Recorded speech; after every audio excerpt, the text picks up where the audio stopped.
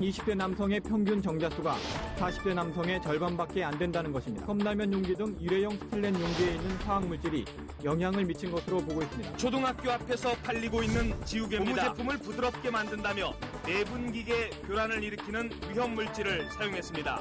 제가 또 모르는 환경 호르몬도 굉장히 많더라고요. 근데 그건 일일이 우리가 따지고 쓸 수는 없잖아요.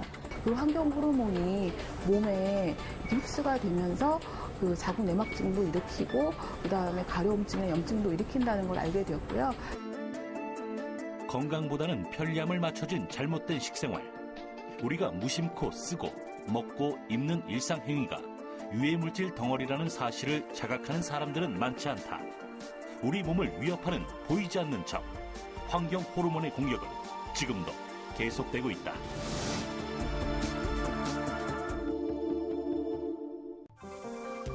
호르몬은 각각의 역할에 따라 분비되는 기관과 종류가 다르다. 인간의 생장을 책임지는 성장 호르몬의 분비와 전체 호르몬의 분비를 조절하는 기관은 뇌하 수체, 그리고 인체에서 가장 큰 호르몬 기관인 갑상선은 우리 몸의 물질 대사를 촉진시키는 역할을 한다. 부신의 수질에서는 아드레날린이 분비되는데 이 호르몬은 심장 박동을 증가시키고 혈압을 높이는 작용을 한다.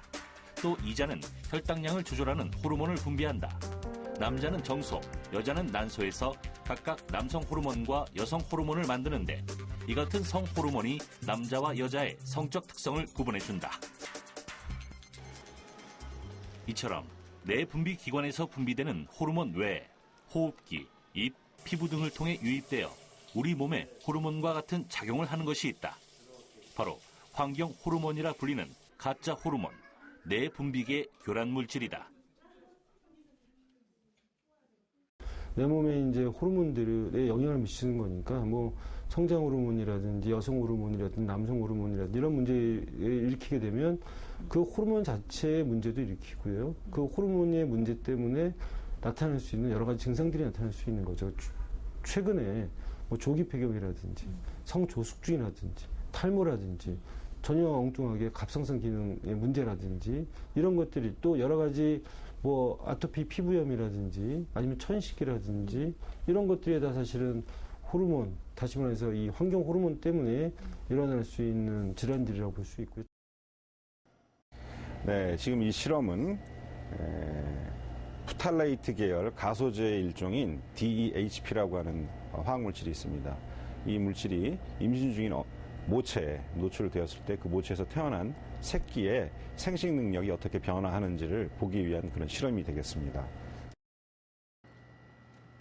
임신 기간에 DEHP를 주입한 생쥐와 임신 도중 DEHP에 노출되지 않은 생쥐의 경우 각각의 새끼의 생식 능력에는 어떤 차이가 있고 이를 사람에게 적용했을 때 환경 호르몬이 어떤 영향을 미치는지 알아보는 실험이다.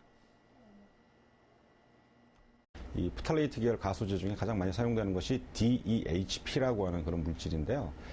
DEHP를 임신 중인 엄마 생쥐에다가 우리가 노출을 시켰어요. 그리고 그 엄마가 새끼를 낳고 젖을 먹이는 기간 동안 계속 엄마에게 DEHP를 주었습니다. 이것은 왜 이렇게 실험을 했냐면 영유아기에도 프탈레이트에 어떤 노출될 수가 있는데 그것은 엄마가 이 개를 임신했을 때 노출될 수 있고 엄마의 젖을 통해서 그 수유기관을 통해서 노출될 수 있기 때문에 이런 실험 모델을 저희가 설정을 했고요. 그렇게 해서 이제 임신기와 젖을 뗄 때까지 계속 엄마를 통해서 새끼로 프탈레이트가 들어갈 수 있도록 이런 식의 저희가 이제 실험을 진행하였습니다. 임신 기간부터 젖을 먹는 동안 계속 DEHP에 노출된 새끼의 경우 그렇지 않은 비교군에 비해 사춘기가 일찍 도래한 것을 발견할 수 있었는데 정상적인 환경에서 자란 생쥐의 경우 생후 33일경 질경부가 열린 것에 비해 DEHP가 주입된 생쥐는 이보다 5일가량 일찍 질경부가 열린 것을 볼 수 있었다. 이는 최근 환경 호르몬의 문제로 지적되고 있는 유아기의 성조숙증과도 관련이 있는 것으로 보이는데 문제는 여기서 끝나는 게 아니다. DEHP에 노출된 어미가 낳은 암컷 새끼의 생식 능력이 정상적인 새끼보다 20%나 떨어진다는 충격적인 결과도 볼 수 있었다. 암컷 생쥐가 성체가 되었을 때 피를 뽑아서 피 속에 들어있는 에스트로겐 호르몬의 양을 측정해 보았습니다. 이 에스트로겐 양이 충분하게 높다라고 하는 것은 난소가 제대로 기능을 하고 있다라는 뜻이고, 에스트로겐 레벨이 낮다라고 하는 것은 난소의 기능이 좀 감소되었다, 이렇게 우리가 생각을 할 수 있는 것이거든요. 이 표에서 볼 수 있는 바와 같이 DHP에 노출된 어머니로부터 태어난 그러한 새끼 F1 암컷의 에스트로겐 수치가 대조군에 비해서 유의적으로 낮게 나오고 있습니다. 이 얘기는 그 암컷의 난소의 기능이 많이 떨어져 있다, 이렇게 우리가 말할 수 있는 것이죠. 동물 실험 결과를 그대로 사람에게 적용하긴 힘들지만 임신 중이거나 모유를 먹이는 기간에 DHP에 노출된 엄마가 낳은 딸은 사춘기가 빠르고 나중에 생식 능력이 떨어질 우려가 있다는 것이 이번 연구의 결론이다. 조금만 주의해도 그 피해를 크게 줄일 수 있다. 특히 뜨거운 음식을 싸는데 비닐랩을 사용하거나 전자레인지에 합성 가수제가 첨가된 플라스틱 용기를 돌리는 행위는 자제해야 한다. 또 최근 연구에서는 플라스틱 용기의 가열뿐 아니라 냉동도 위험하다는 결과가 보고되었다.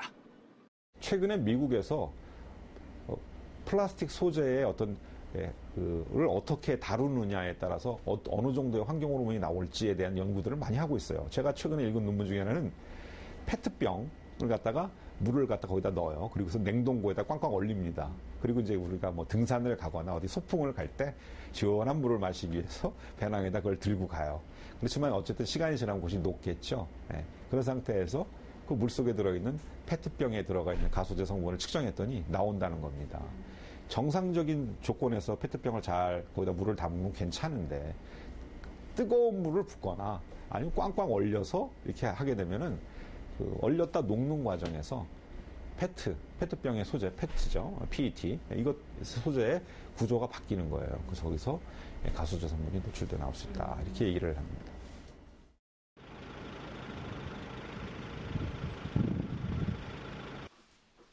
식품 용기로 많이 사용되는 플라스틱에서 환경 호르몬의 유해성 얘기가 많아지자 가장 먼저 움직인 이들은 가족들의 건강과 먹거리를 책임지고 있는 주부들이었다. 최효중 주부 역시 그동안 쓰던 주방용품들을 2년 전부터 친환경 플라스틱 제품으로 바꿔 사용하고 있다. 제 친척 중에 여자아이가 있는데요. 초등학교 한 2, 3학년쯤 되니까 엄마가 이제 성조숙증 때문에 걱정을 하더라고요. 애가 너무 빨리 크면 이제 그것도 성조숙증이고, 또 너무 안 자라면 또 작다고 걱정하니까. 그래서, 그 환경 호르몬에 대한 그 경각심이 생겨서 이런 식품이나 어떤 뭐 공기나 수질에 대한 것들은 철저히 우리가 좀 주의를 해야 하고, 그래서 결국은 이 섭취 단계에서 체내에 유입되는 단계에서 차단시키는 게 제일 중요하고, 실제적으로 이제 이런 환경 호르몬의 이제 그 농도를, 예를 들면 그 화학물질 농도를 측정을 해서 어느 정도 이상이면은 사실은 더 적극적인 관리를 해야 되겠다.